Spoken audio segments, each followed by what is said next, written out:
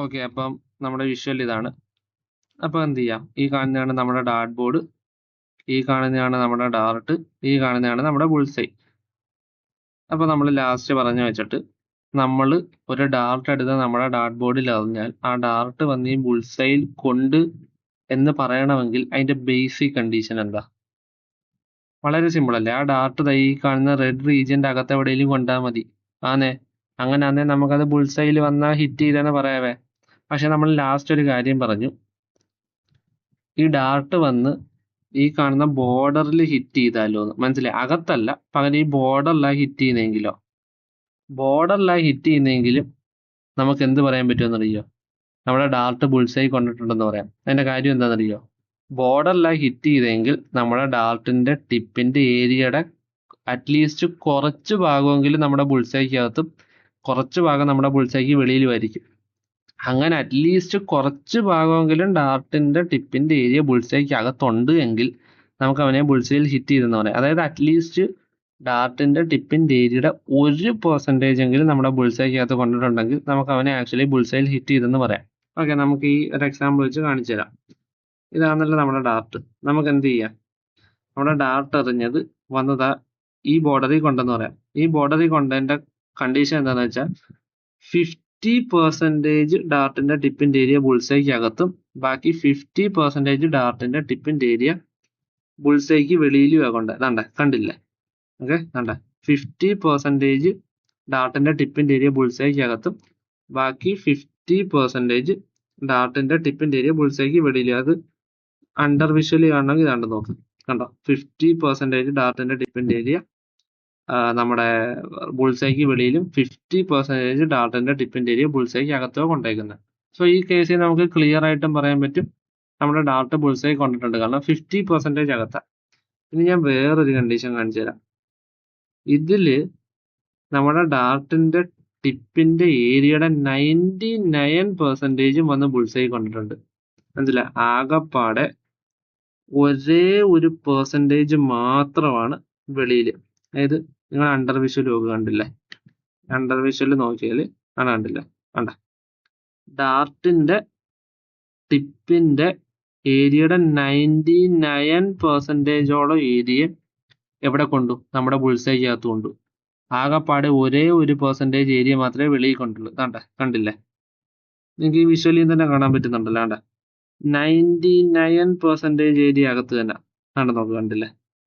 Okay, ആകെപ്പാടെ വളരെ കുറച്ചൊരു സ്ഥലം മാത്രമേ വെളിയിലുള്ളൂ. കണ്ടില്ലേ? വളരെ കുറച്ചൊരു സ്ഥലം മാത്രം. ഈ കേസിൽ നമുക്ക് എന്ത് പറയാം? ഡാർട്ട് വന്ന് ബുൾസൈ കൊണ്ടെന്ന് പറയാം. കാരണം എന്താ? 99% ഡാർട്ടിന്റെ ടിപ്പിന്റെ ഏരിയ ബുൾസൈക്കകത്തുണ്ടായി. ഇനിയാണ് വേറൊരു കണ്ടീഷൻ.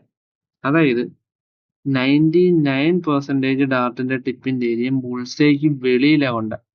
ആകെപ്പാടെ ഒരേ ഒരു പെർസെൻറ്റേജ് മാത്രമേ ബുൾസൈക്കകത്ത് കൊണ്ടിടുന്നുണ്ട്. ശ്രദ്ധിച്ചു നോക്ക്. കണ്ടില്ലേ? ഇവിടെ നിങ്ങൾ അണ്ടർ വിഷ്വൽ നോക്കുക. കണ്ടില്ലേ? 99% ഡാർട്ടിന്റെ ടിപ്പിന്റെ ഏരിയ നമ്മുടെ ബുൾസൈക്ക് വെളിയിലും ആകെപ്പാടെ ഒരേ ഒരു പെർസെൻറ്റേജ് മാത്രം നമ്മുടെ ബുൾസൈക്കകത്തും ഉണ്ട്. ഈ കേസിലും എന്ത് പറയാം? നമുക്ക് ഡാർട്ട് ബുൾസൈ കൊണ്ടെന്ന് പറയാം. എന്താ കാര്യം? കാരണം ഒരു പെർസെൻറ്റേജ് എങ്കിലും അകത്തുണ്ടെങ്കിൽ നമുക്ക് ബുൾസൈൽ ഹിറ്റ് ചെയ്തെന്ന് പറയാം. അപ്പൊ നമ്മൾ പറഞ്ഞ 3 കണ്ടീഷൻസ് ഏതൊക്കെയാ? ഒന്ന് മേ ബി 50-50, അല്ലെ 90% അകത്തും 1% വെളിയിലും, അല്ലെങ്കിൽ 1% അകത്തും ബാക്കി 99% വെളിയിലും. ആണേ, ഇത്രയാണ് നമ്മൾ പറഞ്ഞ. ഇനി ഞാൻ ആദ്യം ചോദിച്ച അതേ ക്വസ്റ്റ്യൻ നിങ്ങളോട് തിരിച്ചു ചോദിക്കുക. ഒരു ഡാർട്ട് വന്നിട്ട് നമ്മുടെ ബോർഡിൽ കൊണ്ടാൽ അത് ബുൾസൈൽ കൊണ്ട് എന്ന് പറയണമെങ്കിൽ അതിന്റെ ബേസിക് കണ്ടീഷൻ എന്താ? ഓക്കെ, നിങ്ങളിൽ കുറെ പേർക്കെങ്കിലും ആൻസർ കിട്ടിയിട്ടുണ്ടായിരിക്കും. കിട്ടിയിട്ടില്ലെങ്കിലും കുഴപ്പമില്ല, പറഞ്ഞുതരാം. അതായത് നമ്മുടെ ഡാർട്ട് വന്നിട്ട് ഈ ബുൾസൈൽ കൊണ്ട് എന്ന് നമ്മൾ പറയണമെങ്കിൽ നമുക്കൊരു കാര്യം മനസ്സിലായി, അത് കറക്റ്റ് വന്ന് ഈ റെഡ് പാർട്ടിന്റെ അകത്ത് തന്നെ ഇരിക്കണമെന്ന് നിർബന്ധമൊന്നുമില്ല. ഈ റെഡ് പാർട്ടിന് വെളിയിലുള്ള ഇത്രയും ഭാഗത്ത് വന്ന് ഇരുന്നാലും മതി. അത്രയും ഭാഗത്തെ നമ്മളൊന്ന് ഷെയ്ഡ് ചെയ്താൽ, അതായത് നമ്മുടെ ഈ ഡാർട്ട് വന്ന് വെളിയിൽ കൊള്ളുമല്ലോ, എത്രത്തോളം വെളിയിൽ വരാം? 99%ഓളം വെളിയിൽ വരാം. അതായത് അറ്റ്ലീസ്റ്റ് 1% എങ്കിലും അകത്ത് കൊണ്ടാൽ മതി. ബാക്കി എന്ത് ചെയ്യാം? ബാക്കി 99% വെളിയിരിക്കാം. സോ അങ്ങനെ കൊള്ളാവുന്ന, അതാണ് മാക്സിമം ഡിസ്റ്റൻസ്. ഓക്കെ, അതായത് ഒരു ഡാർട്ടിന് നമ്മുടെ ബുൾസൈന്ന് പോകാൻ പറ്റുന്ന മാക്സിമം ഡിസ്റ്റൻസ് എന്താന്ന് നോക്കിയാൽ അതാണ്. അതായത് 99% വെളിയിരിക്കുക. ആകെപ്പാടെ 1% മാത്രം അകത്ത് കൊണ്ടാൽ മതി. പക്ഷെ അതല്ല മാക്സിമം ഡിസ്റ്റൻസ്. മാക്സിമം ഡിസ്റ്റൻസ് എന്ന് പറഞ്ഞാൽ വേണമെങ്കിൽ 99.9% വെളിയിരിക്കുക. 0.1% മാത്രം അകത്ത് കൊണ്ടാൽ മതി. അല്ലെങ്കിൽ 99.99% വെളിയിരിക്കുക. 0.01% മാത്രം കൊണ്ടാൽ മതി. മാച്ചിൽ നമുക്ക് അങ്ങനത്തെ ഒരു പരിപാടി ഉണ്ടല്ലോ. നമുക്ക് ഇങ്ങനെ സൂം ഇൻ ചെയ്തിട്ട് ജസ്റ്റ് നമ്മുടെ ഡാർട്ടിന്റെ ടിപ്പ് ജസ്റ്റ് അവിടെ അറ്റത്ത് ബുൾസൈക്ക് അകത്ത് ഒന്ന് കൊണ്ടാൽ മതി. നമുക്ക് പറയാൻ പറ്റും അത് കൊണ്ടെന്ന്. ഫോർ ദ സിംപ്ലിസിറ്റി നമ്മളിവിടെ 99ഉം 1 എടുക്കുന്നുള്ളൂ. നമുക്ക് 99.9 99.99 99.99 എങ്ങനെ വേണേലും എടുക്കാം. പക്ഷെ ഫോർ ദ സിംപ്ലിസിറ്റി നമ്മൾ ഇവിടെ 99% 1% മാത്രം എടുക്കുന്നുണ്ട്. സോ നമ്മുടെ ഡാർട്ടിന് നമ്മുടെ ബുൾസൈന്ന് മാക്സിമം പോകാൻ പറ്റുന്ന ഡിസ്റ്റൻസ് എന്താണ്? 99% ഡാർട്ടിന്റെ ടിപ്പിന്റെ ഏരിയയെങ്കിലും വെളിയിൽ ഇരിക്കുന്ന ഒരു കണ്ടീഷനാണ് നമ്മുടെ ഡാർട്ടിന് മാക്സിമം ബുൾസൈന്ന് വെളിയിൽ പോകാൻ പറ്റുന്നത്. അറ്റ്ലീസ്റ്റ് 1% എങ്കിലും അകത്തിരിക്കണം. ഓക്കെ, ഫോർ ദ സിംപ്ലിസിറ്റി ആണ് നമ്മൾ 99% 1% എന്ന് പറയുന്നത്. അപ്പോൾ എന്ത് ചെയ്യാം? ഈ 99% ഡാർട്ടിന്റെ ടിപ്പിന്റെ ഏരിയ വെളിയിൽ ഇരിക്കുമ്പം നമുക്ക് കിട്ടുന്ന ഒരു ഏരിയ ഉണ്ടല്ലോ, ആ ഏരിയയും കൂടെ നമുക്കൊന്ന് ഷെയ്ഡ് ചെയ്താലോ? കണ്ടേ, ആ ഏരിയയാണ് യെല്ലോ പാർട്ടിന്റെ ഏരിയ, അല്ലെങ്കിൽ യെല്ലോ സ്ട്രിപ്പ്. മനസ്സിലായോ? ഏതാ നിങ്ങൾ ശ്രദ്ധിച്ചു നോക്കിയാൽ മനസ്സിലാവും. ആണോ? ഈ കേസിലാണ് നമ്മുടെ ഡാർട്ടിന്റെ ടിപ്പിന്റെ 99% വെളിയിലിരിക്കുന്നത്. അപ്പോൾ 1% അകത്തുള്ളൂ. അപ്പൊ ഞാൻ എന്ത് ചെയ്ത് അതിനെയും കൂടി ഇൻക്ലൂഡ് ചെയ്ത് ഒരു ഏരിയ ഹൈലൈറ്റ് ചെയ്ത്. ആൻഡ് ഈ ഏരിയ ഹൈലൈറ്റ് ചെയ്ത് നിങ്ങൾ ശ്രദ്ധിച്ചാൽ മനസ്സിലാവും. വേണ്ടേ, എക്സാക്ട്ലി ഈ കാണുന്ന ഡാർട്ടിന്റെ അതേ ആ ടിപ്പിൽ കൂടെ ചേർത്ത് തന്നെ നമ്മൾ വരച്ചേക്കുന്നത്. സോ അതായത് അതാണ് സ്ട്രിക്റ്റ് ബൗണ്ടറി. കണ്ടില്ലേ? ആ ടിപ്പിൽ കൂടെ ചേർത്ത് നമ്മൾ വരച്ചേക്കുന്നത്. അതിന്റെ അണ്ടർ വിഷ്വൽ നോക്കിയാൽ നിങ്ങൾക്ക് മനസ്സിലാവുന്നുണ്ട. എക്സാക്ട്ലി എന്ത് ആ ടിപ്പിൽ കൂടെ ചേർത്താണ് നമ്മൾ വരച്ചേക്കുന്നത്. നടന്നു നോക്ക്, എക്സാക്ട്ലി കണ്ടില്ലേ? ആ ഡാർട്ടിന്റെ ടിപ്പിൽ കൂടെ ചേർത്താണ് നമ്മൾ യെല്ലോ റീജിയൻ വരച്ചേക്കുന്നത്. ആൻഡ് ഈ ഡാർട്ടാണ് നമ്മുടെ കണ്ടീഷൻ പ്രകാരം മാക്സിമം ഈ കാണുന്ന ബുൾസൈന് വെളിയിൽ പോകാൻ പറ്റുന്ന ആള്. കാരണം എന്താ? 99% വെളിയിരിക്കുക. ഓക്കെ, അപ്പൊ ഇനി നമ്മുടെ ക്വസ്റ്റ്യനുള്ള ആൻസർ വളരെ സിമ്പിൾ ആണ്. നമ്മളൊരു ഡാർട്ട് എറിഞ്ഞാൽ അത് ബുൾസൈൽ കൊണ്ട് എന്ന് പറയണമെങ്കിൽ അതൊന്നെങ്കിൽ ഈ റെഡ് റീജിയനിൽ കൊള്ളണം, അല്ലെങ്കിൽ ഈ യെല്ലോ റീജിയനിൽ കൊള്ളണം, അല്ലെങ്കിൽ കമ്പൈൻഡ് ആയിട്ടുള്ള ഈ യെല്ലോ റീജിയന്റെ റെഡ് റീജിയന്റെ ഏരിയ സം ചെയ്താൽ കിട്ടുന്ന ഒരു ലാർജർ സർക്കിൾ ഉണ്ടല്ലോ, ആ ഏരിയ കൊള്ളണം. ഓക്കെ, ഇനി ഇവിടെ പലർക്കും തെറ്റിപ്പാൻ പറ്റുന്ന സാധനമുണ്ട്. ഇവിടെ നമുക്ക് ഈ പറഞ്ഞതിലോട്ട് ബോർഡർ എടുത്തുകൂടെയെന്ന്. ഈ യെല്ലോ റീജിയന്റെ ബോർഡറിൽ കൊണ്ടാൽ പോലെന്ന് പറ്റത്തില്ല. യെല്ലോ റീജിയന്റെ ബോർഡറിൽ കൊണ്ടാൽ എന്ത് പറ്റും? നമ്മുടെ ഈ ഡാർട്ട് ഈ സെന്ററിൽ നിന്ന് നീങ്ങി കുറേയും കൂടെ ലെഫ്റ്റിലോട്ട് വരും. ഓക്കെ, ലെഫ്റ്റിലോട്ട് വന്ന ആ 1%ന്റെ കണക്ഷൻ കട്ടായി. ഇപ്പൊ 100% ഓഫ് ഡാർട്ടിന്റെ ടിപ്പിന്റെ ഏരിയ ബുൾസൈക്ക് വെളിയില്ല. സോ ഇനി അവൻ ബുൾസൈ കൊണ്ടെന്ന് പറയാൻ പറ്റത്തില്ല. സോ അങ്ങനെ ഒരു മണ്ടത്തിൽ നിങ്ങൾ ചിന്തിക്കല് ഇനി ഡാർട്ട് വന്നിട്ട് യെല്ലോ റീജിയന്റെ ബോർഡറിൽ കൊണ്ടാൽ പോരെന്ന്. പറ്റത്തില്ല. കറക്റ്റ് ഈ ഒരു കേസിലേ പറ്റും. ഇനി നമ്മൾ ഇപ്പൊ ഈ പറഞ്ഞ യെല്ലോ റീജിയൻ എന്ന് പറഞ്ഞാൽ അത് മാക്സിമസ്റ്റ് കേസാണ്. അത് മിനിമം ആവാം, ഏതാണ്ട് 50-50 അകത്തിരുന്ന ഇതാണ് യെല്ലോ റീജിയൻ. 99% അകത്ത് 1% വെളിയിരുന്ന ഇതാണ് യെല്ലോ റീജിയൻ. അല്ല, 99% ഡാർട്ടിന്റെ ടിപ്പിന്റെ ഏരിയ വെളിയിലും ആകെപ്പാടെ ഒരേ 1% മാത്രം ഡാർട്ടിന്റെ ടിപ്പിന്റെ ഏരിയ ബുൾസൈ അകത്താണ് ഇത്. ഇതാണ് മാക്സിമം അതിന് ഈ യെല്ലോ റീജിയന് വരാൻ പറ്റിയ ഏരിയ. അതായത് ഡാർട്ടിന്റെ ടിപ്പ് 99% വെളിയിരിക്കുന്ന കണ്ടീഷൻ. ഓക്കെ, അപ്പൊ നമുക്ക് എന്ത് മനസ്സിലായി? ഡാർട്ടിന്റെ ഒരു ഡാർട്ട് അറിഞ്ഞാൽ അത് ബുൾസൈ കൊള്ളണമെങ്കിൽ അത് ഈ കമ്പൈൻഡ് ബുൾസൈയുടെ ഈ യെല്ലോ റീജിയന്റെ അകത്ത് എവിടെയെങ്കിലും കൊണ്ടാൽ മതി. അപ്പൊ നമുക്ക് എന്ത്, നമ്മുടെ ഇപ്പൊ കമ്പൈൻഡ് ഏരിയ എന്ത്, നമ്മൾ എന്താ പറഞ്ഞത്? പ്രോബബിലിറ്റി ഡെൻസിറ്റി എല്ലാം പറഞ്ഞുകൊണ്ടിരുന്നപ്പം നമ്മൾ ഏരിയ എന്നാ പറഞ്ഞത്. അപ്പൊ നമ്മുടെ പുതിയ ആക്ച്വലി നമ്മുടെ ബുൾസൈഡ് ഏരിയ എന്ന് പറഞ്ഞാൽ ഈ കാണുന്ന റെഡ് റീജിയന്റെ ഈ കാണുന്ന യെല്ലോ റീജിയന്റെ ആണ്. ഓക്കെ, ഇത് നമ്മൾ നേരത്തെ കേസിലൊന്ന് നോട്ടീസ് ചെയ്യാൻ കാര്യം എന്താണെന്നറിയാം? ഇവനെ സൂം ഔട്ട് ചെയ്താൽ നിങ്ങൾ ഈ യെല്ലോ എന്തെങ്കിലും കാണുന്നുണ്ടോ? യെല്ലോ എന്തെങ്കിലും കാണുന്നുണ്ടോ? യെല്ലോ വളരെ ചെറുതല്ല. അതിന്റെ കാരണം എന്താ? നമുക്കറിയാം ഒരു ഡാർട്ടിന്റെ ടിപ്പ് എത്രത്തോളം ചെറുതാണ്. ചിലപ്പോൾ വളരെ ചെറിയ മില്ലിമീറ്റേഴ്സ് ആയിരിക്കും. അപ്പം അതിന്റെ 99% വെളിയിരിക്കുന്നെന്ന് പറഞ്ഞാൽ അത് ചിലപ്പോൾ 1 മില്ലിമീറ്റർ പോലും എക്സ്ട്രാ കാണത്തില്ല. ആ റേഡിയസോ തിക്നെസ്സോ. സോ ആ യെല്ലോ റിങ് റിയൽ കേസിൽ അത്രയും ചെറുതായിരിക്കും. അതുകൊണ്ടാണ് നമ്മളത് അവിടെ ശ്രദ്ധിക്കാതിരുന്നത്. നമ്മളിപ്പോ പറഞ്ഞല്ലോ കമ്പൈൻഡ് ഏരിയ ആണ്. പക്ഷെ യൂഷ്വലി അതിനെ ഏരിയയുടെ ടേമിലല്ല നമ്മൾ ആക്ച്വലി റെപ്രസെന്റ് ചെയ്യാറ്, ഒരു റേഡിയസ് ടേമിലാണ്. അതായത് ഇത് കണ്ടോ, ഒരു എഫക്റ്റീവ് റേഡിയസ് എന്ന് നമ്മൾ വിളിക്കും.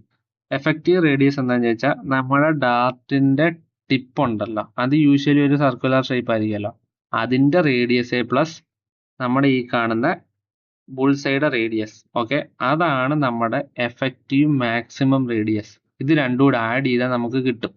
ഓക്കെ, ആ റേഡിയസിനുള്ളിലാണ് നമ്മുടെ ഡാർട്ടിന്റെ ടിപ്പിന്റെ സെന്റർ വന്ന് കുത്തുന്നതെങ്കിൽ നമുക്ക് ഉറപ്പിക്കാം അവൻ ബുൾസൈലാവണ്ട. ആ റേഡിയസിന് വെളിയിൽ പോയാൽ നമുക്ക് ഒരിക്കലും ഉറപ്പിക്കാൻ പറ്റത്തില്ല. കാരണം നിങ്ങൾ ഈ വിഷ്വലി തന്നെ നോക്ക്, ഇവിടുത്തെ എഫക്റ്റീവ് റേഡിയസ് ആരാന്ന് നോക്കിയാൽ കണ്ടോ, ഇതാണ്. അതിന്റെ കാര്യം എന്താ, ഞാൻ കണ്ടു ഇപ്പം ഡാർട്ടിനെ വെളിയിലോട്ട് എടുത്തെന്ന് വെച്ചാൽ ഇപ്പൊ കണ്ടില്ലേ, ഒന്ന് സൂം ഇൻ ചെയ്ത് നോക്കിയാൽ നിങ്ങൾക്ക് ഒരു കാര്യം വ്യക്തമായിട്ട് മനസ്സിലാവും. ഈ കാണുന്നതാണ് നമ്മുടെ ഡാർട്ട്. ഓക്കെ, ഈ കാണുന്നതാണ് ഡാർട്ടിന്റെ ടിപ്പ്. ഇവിടം തൊട്ട് ഇവിടം വരെ ഉള്ള, അപ്പൊ ഇപ്പം ഇച്ചിരി വെളിയില. ഓക്കെ, ഇവിടം തൊട്ട് ഇവിടം വരെയുള്ള ഈ ഡിസ്റ്റൻസ് ആണ് ഡാർട്ടിന്റെ ടിപ്പിന്റെ റേഡിയസ്. അതുപോലെ ഇവിടം തൊട്ട് ഇവിടം വരെയുള്ളതാണ് നമ്മുടെ ബുൾസൈഡ് റേഡിയസ്. ഇപ്പൊ ഇവൻ വന്ന് കൊണ്ടേക്കുന്ന എവിടാ, ഈ നമ്മുടെ ഡാർട്ടിന്റെ സെന്റർ വന്ന് കൊണ്ടേക്കുന്ന എവിടാ, ഈ എക്സാക്ട് റേഡിയസിന്റെ എൻഡിലല്ലേ. ഓക്കെ, ആ റേഡിയസിന് വെളിയിൽ ആ സെന്റർ പോയാൽ നോക്ക്, ഇപ്പൊ ആ റേഡിയസിന് വെളിയിൽ ആ സെന്റർ പോയി. ഇവിടെ കൺസിഡറബിൾ ഗ്യാപ്പ് ഉണ്ട്. ഗ്യാപ്പിന്റെ അർത്ഥം എന്താ, 1% പോലും നമ്മുടെ ബുൾസൈൽ ഹിറ്റ് ചെയ്യുന്നില്ല. സോ ബേസിക്കലി നമ്മൾ ഇതിനെ ഒരു റേഡിയസിന്റെ ടേമിലാണ് യൂഷ്വലി നമ്മൾ എക്സ്പ്രസ് ചെയ്യാറുള്ളത്. മനസ്സിലായോ? അതായത് കമ്പൈൻഡ് റേഡിയസ്. ഈ കമ്പൈൻഡ് റേഡിയസ് വെച്ചിട്ട് നമ്മൾ ഏരിയ കാൽക്കുലേറ്റ് ചെയ്യാൻ പോയാൽ നമുക്ക് എന്ത് കിട്ടും, ഈ കമ്പൈൻഡ് ഏരിയ കിട്ടും. എന്തിന്റെ, ഈ റെഡ് പാർട്ടിന്റെ യെല്ലോ പാർട്ടിന്റെ. സോ യൂഷ്വലി നമ്മളൊരു ഏരിയ വെച്ചാണ് അവരെ റെപ്രസെന്റ് ചെയ്യാറുള്ളത്. മീൻസ് ഏരിയ അല്ല, റേഡിയസ് വെച്ചാണ് റെപ്രസെന്റ് ചെയ്യാറുള്ളത്. എഫക്റ്റീവ് റേഡിയസ് നമ്മുടെ ടിപ്പിന്റെ ഡാർട്ടിന്റെ ടിപ്പിന്റെ റേഡിയസ് പ്ലസ് ഈ പറയുന്ന ഡാർട്ടിന്റെ ബുൾസൈഡ് റേഡിയസ്. ഇൻ റിയൽ കേസ് ഡാർട്ടിന്റെ ടിപ്പിന്റെ റേഡിയസ് വളരെ ചെറുതായതുകൊണ്ട് നമുക്ക് എന്ത് ചെയ്യാം, ഇഗ്നോർ ചെയ്യണമെന്നില്ല, നമുക്ക് ചെയ്യാം. അതായത് യൂഷ്വലി നമ്മുടെ ഡാർട്ടിന്റെ റേഡിയസ് ചിലപ്പം വരുന്ന കണക്കൊക്കെ എന്ന് ചോദിച്ചാൽ ചിലപ്പം എങ്ങനെ ആയിരിക്കും, ഒരു 5 സെന്റിമീറ്റർ എന്നൊക്കെ ആയിരിക്കും. ഓക്കെ, സപ്പോസ് എടുക്കാം, അല്ലെങ്കിൽ ഒരു 2 സെന്റിമീറ്റർ എന്നൊക്കെ ആയിരിക്കും. അറ്റ് ദ സെയിം ടൈം ഡാർട്ടിന്റെ ടിപ്പിന്റെ റേഡിയസ് എന്താണെന്ന് ചോദിച്ചാൽ ചിലപ്പോൾ 0.005 mm എന്നൊക്കെ ആയിരിക്കും വരുന്നത്. നമുക്കറിയാലോ നീഡിലിന്റെ ടിപ്പിന്റെ തിക്നെസ്. സോ ഈ 2 സെന്റിമീറ്ററിനെ വെച്ച് കമ്പയർ ചെയ്യുമ്പോൾ 0.005 mm എന്ന് പറയുന്നത് വളരെ ചെറിയ വാല്യൂ. ഒന്നുകിൽ നമുക്ക് ഇഗ്നോർ ചെയ്യാം, അല്ലെങ്കിൽ നമുക്ക് ഇൻക്ലൂഡ് ചെയ്യാം. ഇനി റിയൽ ലൈഫിൽ നമ്മൾ ഫോർ ദ സിംപ്ലിസിറ്റി നമ്മൾ എഞ്ചിനീയേഴ്സ് അതിനെ കാൽക്കുലേറ്റ് ചെയ്യുന്നത് എങ്ങനെയാണെന്ന് വെച്ചാൽ, ഞാൻ മീൻസ് ഒരിടത്ത് വായിച്ച കണ്ട രീതിയാണ്. അതായത് നമ്മൾ എന്ത് ചെയ്യും, നമ്മുടെ ബുൾസൈഡ് റേഡിയസ് എടുക്കും, എന്നിട്ട് നമ്മുടെ ടിപ്പിനോ റേഡിയസ് ഉണ്ടല്ലോ, ഡാർട്ടിന്റെ ടിപ്പിന്റെ. ഞാൻ പറയുന്നത് ഡാർട്ടിന്റെ മാത്രം കേസ്, ഇതുപോലെ ആയിരിക്കും പല കേസും. ഓക്കെ, ആദ്യം നമ്മുടെ ബുൾസൈഡ് റേഡിയസ് എടുക്കും, എന്നിട്ട് ഡാർട്ടിന്റെ ടിപ്പിന്റെ റേഡിയസ് എടുക്കും, എന്നിട്ട് അത് നമ്മുടെ ബുൾസൈഡ് റേഡിയസുമായിട്ട് കൂട്ടും. ഓക്കെ, എന്നിട്ട് എന്ത് ചെയ്യും, നമ്മുടെ ഡാർട്ടിന്റെ ടിപ്പിന്റെ റേഡിയസ് നമ്മളങ്ങ് 0 എന്ന് അസ്യൂം ചെയ്യും. അതിന്റെ കാരണം എന്താ, കാരണം നമ്മൾ ഓൾറെഡി ആ റേഡിയസ് എടുത്തുകൊണ്ട് വന്നിട്ട് നമ്മുടെ ബുൾസൈഡ് റേഡിയസുമായിട്ട് കൂട്ടിയിട്ടുണ്ട്. മനസ്സിലായി? എന്നിട്ട് ബുൾസൈഡ് ശരിക്കുമുള്ള റേഡിയസിനെ നമ്മുടെ ഈ എഫക്റ്റീവായിട്ട് നമ്മൾ ആഡ് ചെയ്ത റേഡിയസ് ആയിട്ട് അങ്ങ് അസ്യൂം ചെയ്യും. അതായത് നമ്മുടെ ഈ കേസ് നോക്കിക്കഴിഞ്ഞാൽ നമ്മുടെ ശരിക്കുമുള്ള ബുൾസൈ എന്തുവാണെന്ന് ചോദിച്ചു കഴിഞ്ഞാൽ ഈ കാണുന്ന യെല്ലോ പാർട്ട് വരെ ഉള്ള റീജിയൻ ആണെന്ന് നമ്മൾ മാത്തമാറ്റിക്കലി അങ്ങ് അസ്യൂം ചെയ്യും. ഓക്കെ, നിങ്ങൾക്ക് മനസ്സിലായില്ലേ, നിങ്ങൾ വിട്ടേര്, അല്ലെ നിങ്ങൾ ജസ്റ്റ് എവിടെയെങ്കിലും ഒന്ന് വായിച്ചു നോക്കിയാൽ മതി. ഞാൻ പറഞ്ഞ് കൺഫ്യൂസ് ആക്കുന്നില്ല. കൺഫ്യൂസ് ആയിട്ടുണ്ടെങ്കിൽ മേ ബി കുറച്ച് പേർക്ക് എത്തിയിട്ടുണ്ടായിരിക്കും. It's actually not that relevant. Okay, അത് വിട്ടേര്. ഇനി നമ്മളിപ്പോൾ പറഞ്ഞെന്താ, നമ്മൾ എവിടുന്ന് തുടങ്ങി വന്നത്, ഒരു പിസയും ഒരു ഡാർട്ടും എടുത്തെറിയുന്ന കേസാണ്. ഇനി ഒരു പിസ എറിയുന്ന കേസ് ഞാൻ പറയുമ്പോൾ ഇതേ എക്സാക്ട് കേസ് വെച്ചിട്ട് അപ്പം നിങ്ങൾക്ക് കറക്റ്റ് ആയിട്ട് മനസ്സിലാവും. അതിന് പിസയൊന്നും ഞാൻ ഇവിടെ എറിയാൻ പോകുന്നില്ല, ഞാൻ ഈ ഡാർട്ടിന്റെ വലിപ്പം അങ്ങ് കൂട്ടാൻ പോവുക ആണ് കേട്ടോ. വലിയ ഡാർട്ട്, നിങ്ങൾക്ക് ഇതെല്ലാം ഹൈഡ് ചെയ്ത് വെക്കാം. ഓക്കെ ആണ്ടേ, ഞാൻ ഈ ഡാർട്ടിന്റെ വലിപ്പം അങ്ങ് കൂട്ടാൻ പോവാം. നിങ്ങൾക്ക് ദൂരെ നോക്കിയാൽ മനസ്സിലാവണ്ടേ എന്തുമാത്രം ഒരു ബോർഡിന്റെ അകത്തിരിക്കുന്ന ഡാർട്ടിന്റെ വലിപ്പം ഞാൻ ഇനി അങ്ങ് കൂട്ടാൻ പോവാം. കൺസിഡറബിൾ ആയിട്ട് ഭയങ്കര വലിപ്പം കൂട്ടാൻ പോവാം. ഓക്കെ, ഇനി ഞാൻ ഇതിന്റെ അണ്ടർ വിഷ്വൽ മാത്രം നിങ്ങൾക്ക് കാണിച്ചു തരാം. ഓക്കെ, നിങ്ങൾ ഇപ്പൊ ഇവിടെ ശ്രദ്ധിച്ചാൽ മനസ്സിലായി, ഏതാണ് നമ്മുടെ ഒരു പിസയുടെ കേസ് പോലല്ലേ. അതായത് ഇപ്പൊ ഡാർട്ടിന്റെ ടിപ്പ് എന്ന് പറയുന്ന മാത്രം ഇത്രയുണ്ട്. ഇനി പറ, ഞാൻ ഈ ഡാർട്ട്, ഇത്രയും വലിയൊരു ഡാർട്ട് എങ്ങനെ പൊക്കുമെന്ന് അറിയാന്നൊന്നും ചോദിക്കല്ലേ. ഇത്രയും വലിയൊരു ഡാർട്ട് എടുത്ത് എന്റെ ബോഡിയിൽ എറിഞ്ഞാൽ അത് വന്ന് ബുൾസൈൽ കൊള്ളണമെങ്കിൽ അതിന്റെ ബേസിക് കണ്ടീഷൻ എവിടെ, അതെവിടെ ആയിരിക്കണം കൊള്ളേണ്ടുന്നത്. ഓക്കെ, നമ്മുടെ നേരത്തെ അതേ സിനാരിയോ എടുക്കാം. അതായത് അറ്റ്ലീസ്റ്റ് ഉണ്ട്, ഇതാണല്ലോ, അറ്റ്ലീസ്റ്റ് 1% എങ്കിലും നമ്മുടെ ബുൾസൈക്ക് അകത്തും ബാക്കി 99% ബുൾസൈക്ക് വെളിയിലും. ഇനി ഇത് വെച്ചിട്ട് നമുക്കൊരു റിങ് കൺസ്ട്രക്ട് ചെയ്യാം. ആഹാ, ആ റിങ് കണ്ട, ആ റിങ് ഇതാ ഇങ്ങനെ ഇരിക്കും, കണ്ടാണ്ട ആ ടിപ്പിൽ കൂടെ. അതായത് മാക്സിമം വെളി ബുൾസൈന്ന് ദൂരെ ഇരിക്കാവുന്ന കേസ് ഏതാ, 99% ഡാർട്ടിന്റെ ടിപ്പിന്റെ ഏരിയ വെളിയിലും ആകെപ്പാടെ 1% ഡാർട്ടിന്റെ ടിപ്പിന്റെ ഏരിയ അകത്തും. അതാണല്ലോ ഇപ്പൊ ഇവിടെ കാണുന്നത്. ഓക്കെ, അതായത് 99% വെളിയിലും ആകെപ്പാടെ 1% മാത്രം അകത്തും. എന്നിട്ട് നമ്മൾ തൊട്ട് മുമ്പേ പറഞ്ഞ അതേ കേസ് വെച്ചിട്ട് നമ്മൾ എന്ത് ചെയ്യുക, ആ യെല്ലോ റീജിയൻ ഷെയ്ഡ് ചെയ്ത ഇങ്ങനെ ഇരിക്കും. ഈ കേസിൽ നമ്മൾ ഈ കാണുന്ന യെല്ലോ പാർട്ടിന്റെ എവിടെ കൊണ്ടാലും, ഓക്കെ, ഇതിന്റെ അകത്ത് എവിടെ നമ്മുടെ ഡാർട്ട് വന്ന് കൊണ്ടാലും നമുക്ക് എന്ത് പറയാൻ പറ്റും, നമ്മുടെ ബുൾസൈ കൊണ്ട് എന്ന് പറയാം. ഓക്കെ, ഒരു കണ്ടീഷൻ, ആ ഡാർട്ടിന്റെ ഈ കാണുന്ന ബോർഡർ ഉണ്ടല്ലോ, ഈ കാണുന്ന ടിപ്പിങ് അറ്റം, ഇതൊരിക്കലും ഈ യെല്ലോ കഴിഞ്ഞ് വെളിയിൽ പോയില്ല. ഇവിടുത്തെ എഫക്റ്റീവ് റേഡിയസ് ആരാ, ഇത് കണ്ടോ, ഇതാണ് ഇവിടുത്തെ എഫക്റ്റീവ് റേഡിയസ്. അതായത് ഈ ഡാർട്ടിന്റെ ടിപ്പിന്റെ സെന്റർ ഒരിക്കലും ഈ റേഡിയസിന് വെളിയിൽ പോകല്ല. ഈ റേഡിയസിന് വെളിയിൽ പോയാൽ എന്ത് സംഭവിക്കും, നമ്മുടെ ബുൾസൈന്ന് ഡാർട്ടിന്റെ ടിപ്പ് വെളിയിറങ്ങും, അപ്പം ഫെയിലിയർ ആവും. ഇപ്പതാ നോക്ക്, ഇപ്പൊ നിങ്ങൾക്ക് വളരെ വ്യക്തമായി മനസ്സിലായില്ലേ എങ്ങനെ സൈസ് മാറ്റർ ചെയ്യുന്നത് ഇവിടെ. അതായത് വലിയൊരു സർഫസ് ഏരിയ ഉള്ള സാധനം, സപ്പോസ് പിസയാണെങ്കിൽ അത് ഡാർട്ടിന്റെ സർഫസ് ഏരിയ കൊള്ളണമെങ്കിൽ, മീൻസ് അല്ല, ഡാർട്ടിന്റെ ബുൾസൈയിൽ കൊള്ളണമെങ്കിൽ നമ്മൾ ചെറിയ ഡാർട്ട് എറിയുന്നതിന്റെ അത്രയും വലിയ പണിയൊന്നും എടുക്കണ്ട. മനസ്സിലായി, നമ്മൾ ചെറിയൊരു ഡാർട്ടിന്റെ ടിപ്പ് എടുത്തിട്ട് നമ്മുടെ ബുൾസൈൽ എറിയാൻ നോക്കി, എന്താ പ്രശ്നം, അത് അവിടെ വളരെ ചെറിയൊരു ഏരിയ, അപ്പൊ ഹിറ്റ് ചെയ്യാൻ പാടായിരിക്കും. ഇവിടെ നോക്ക്, ഇവിടെ വലിയൊരു ഏരിയ, ഞാൻ ഉന്നം വെച്ചിട്ട് ഞാൻ ഇവിടെ എറിഞ്ഞാലും മതി, കണ്ടോ, ഈ ഒരു പാർട്ടിൽ എറിഞ്ഞാലും അത് ഓൾറെഡി ബുൾസയെ കവർ ചെയ്യും. അല്ല, ഞാൻ ഈ ഒരു പാർട്ടിൽ എറിഞ്ഞാലും അതെന്ത് ചെയ്യും, ഓൾറെഡി ബുൾസയെ കവർ ചെയ്യും. കണ്ടില്ലാണ്ട, ഞാൻ ഇവിടെ എറിയുന്നെങ്കിലും അത് ഓൾറെഡി ബുൾസയെ കവർ ചെയ്യും. അല്ല, ഞാൻ ഇവിടെ എറിയുന്നെങ്കിലും അത് ഓൾറെഡി ബുൾസയെ കവർ ചെയ്യും. ഇവിടെ എറിയുന്നെങ്കിൽ ഞാൻ ഓൾറെഡി ബുൾസയെ കവർ ചെയ്യും. ഇവിടെ എറിയുന്നത് ഞാൻ ഓൾറെഡി ബുൾസയെ കവർ ചെയ്യും. ഇപ്പൊ കണ്ടില്ലേ, ഇവിടെ എറിഞ്ഞാലും ഓൾറെഡി അത് ബുൾസയെ കവർ ചെയ്യുന്നുണ്ട്. എന്തുകൊണ്ട്, സർഫസ് ഏരിയ അത്രയും വലുതുണ്ട്. സർഫസ് ഏരിയ ചെറുതായിരുന്നെങ്കിലോ എന്താ സംഭവിക്കുന്നത്, ഇത് വല്ലതും നടക്കുവോ, കണ്ടോ നോക്ക്, സർഫസ് ഏരിയ ചെറുതായിരുന്നെങ്കിൽ ഇത് വല്ലതും നടക്കുവോ, ഇല്ലല്ലോ, വളരെ പാടല്ലേ. സോ എൻ്റെ ഒരു കൺക്ലൂഷൻ വെച്ചിട്ട് നിങ്ങൾക്ക് ആ ഒരു ഐഡിയ കിട്ടിക്കാണണം. അതായത് സർഫസ് ഏരിയ മാറുന്നതിനനുസരിച്ച്, അല്ലെങ്കിൽ നമ്മൾ എറിയാൻ ഉപയോഗിക്കുന്ന നമ്മുടെ പ്രൊജക്റ്റിന്റെ സർഫസ് ഏരിയ മാറുന്നതിനനുസരിച്ച് നമ്മൾ നമ്മുടെ ഡാർട്ടിന്റെ ബുൾസൈൽ എറിഞ്ഞ് കൊള്ളിക്കാനുള്ള പ്രോബബിലിറ്റി കൂടും. അതിന്റെ മെയിൻ കാര്യം എന്താ, surface area കൂടിയോണ്ടാണ്.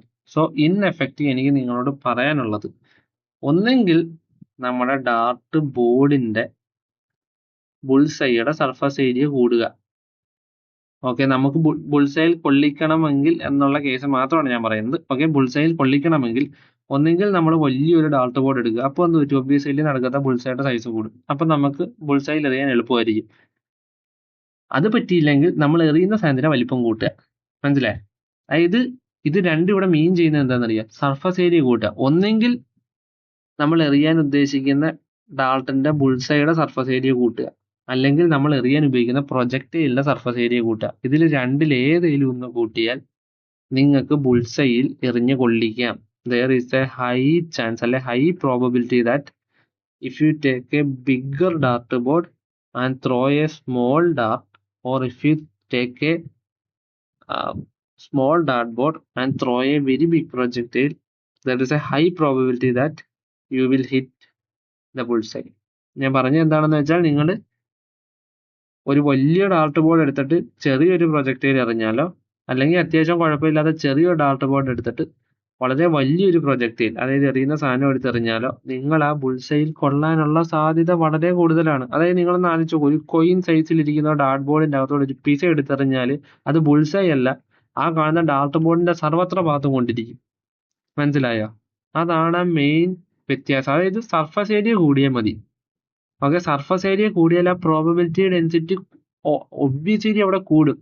And surface area കൂടാനായിട്ട് നമ്മുടെ ഡാർട്ടിന്റെ ബോർഡിന്റെ അല്ലെങ്കിൽ ഡാർട്ടിന്റെ സെന്റർ പാർട്ടോ അല്ലെങ്കിൽ ഏത് പാർട്ടിലാണോ കൊള്ളേണ്ടത് അവിടുത്തെ സർഫസ് ഏരിയ മാത്രം കൂടണമെന്ന് നിർബന്ധമില്ല. നമ്മൾ യൂസ് ചെയ്യുന്ന പ്രൊജക്ടുകളുടെ സർഫസ് ഏരിയ കൂട്ടിയാലും മതി. അപ്പൊ ഇൻ എഫക്ട് എന്ത് പറ്റും? നമുക്ക് ആ സർഫസ് ഏരിയ കൂടി കിട്ടും. നമ്മൾ എറിയുന്ന പ്രൊജക്ടുകളുടെ സർഫസ് ഏരിയ കൂടില്ലെങ്കിൽ നമുക്ക് സർഫസ് ഏരിയ കൂടി കിട്ടും. നമ്മൾ വലുതാക്കുന്ന നമ്മുടെ ഡാർട്ട് ബോർഡിന്റെ സൈസ് കൂടുതലെങ്കിൽ നമുക്ക് സർഫസ് ഏരിയ കൂടി കിട്ടും. നിങ്ങൾക്ക് ആ ഒരു ഐഡിയ കിട്ടിയ സർഫസ് ഏരിയ എങ്ങനെ ഡിപ്പെൻഡ് ചെയ്യുന്നതാണ്. അപ്പൊ നമ്മുടെ മൂന്നാമത്തെ കേസ് പറഞ്ഞാൽ എന്ത്, ഡിഫറൻറ്റ് സൈസിലുള്ള പ്രൊജക്ടൈൽ എറിയുന്നത്. നമുക്ക് ഇനി നമ്മുടെ എന്ത് ചെയ്യാം, നമ്മുടെ ഓൾറെഡി ഉള്ള നമ്മുടെ ഡാർട്ട് ബോർഡിലോട്ട് വരാം. ഓക്കെ, നമുക്ക് ഇതിൻ്റെ അകത്താണ് പരിപാടി തുടങ്ങേണ്ടത്. അപ്പോൾ സ്റ്റാർട്ട് ചെയ്യാം.